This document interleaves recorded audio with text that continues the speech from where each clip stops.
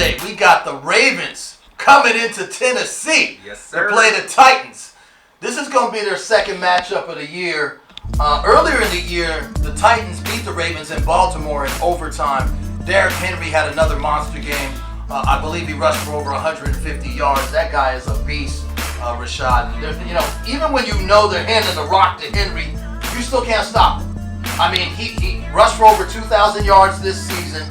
Only the 8th running back in NFL history to do so. So shout out to Derrick Henry. I still think he's underrated. Right. He's basically, to me, Aaron Rodgers is the MVP. But my second vote is Derrick Henry because of what he's been able to do in this day and age in the NFL. Right. And you're right. And let's be real. These two teams don't like each other. Early in the year, emotions were very high before the game. They met at midfield. Oh, yeah. And Venables and Harbaugh got into it. The players were getting into it. So Vrabel and Harbaugh. It's no love lost in this matchup. And they are going to be at each other's throats. And let's be real. Both of these teams can't afford to get down in this game. You're right, because Lamar Jackson has shown us he can beat you with his legs. Right. He can beat you with his arm, but he's more a threat with his legs, right? If the Ravens get down by 10, 14 points, they have to throw the football. Now, J.K. Dobbins has had a good year as a rookie out of Ohio State. 8 touchdowns, 805 rushing yards. He's had a good year. He's had a decent season. Don't forget about Mark Ingram as well. He's a very powerful back coming out of that backfield. Right. But the biggest thing is who's going to make the less mistakes in the game. Okay, who do you trust more? Do you trust Tannehill more? Do you trust Lamar Jackson more? I personally think that I trust Tannehill more because Tannehill has shown over the last 3 years since he got to Tennessee, he's been balling. Especially if Henry is rolling. Yes. Because he helps Tannehill out tremendously in the passing game because Henry is such a threat in the running game. And then you have A.J. Brown and Corey Davis on the other end. So, hey, I like the Titans in this game. I honestly think the Ravens have the better defense. So it's hard picking this game, but I'm gonna go with the Titans. They are a top 3 scoring offense in this league, especially this year. So I'm taking them. I agree with you. I think the Titans cover that +3. I think they not only cover, they win the game.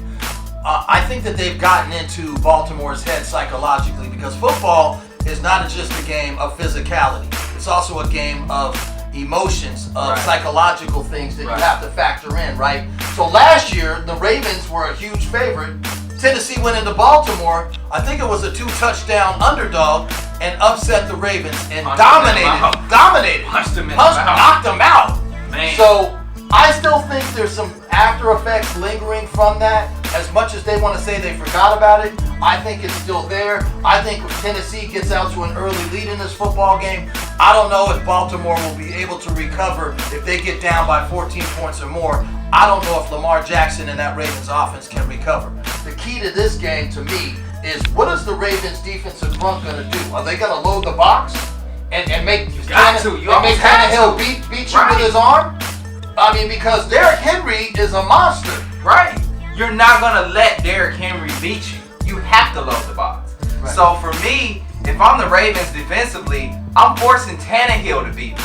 I can live with that. I can't live with number 22 running down the sideline, putting his big paws in my face again. I can't live with that. I'm sorry. Right. So if I'm the Ravens, that's what I'm doing. I'm loading the box to stop 22. And speaking of the Titans, Mike Vrabel is an outstanding coach. Came from Bill Belichick's system. Right. Former New England coach.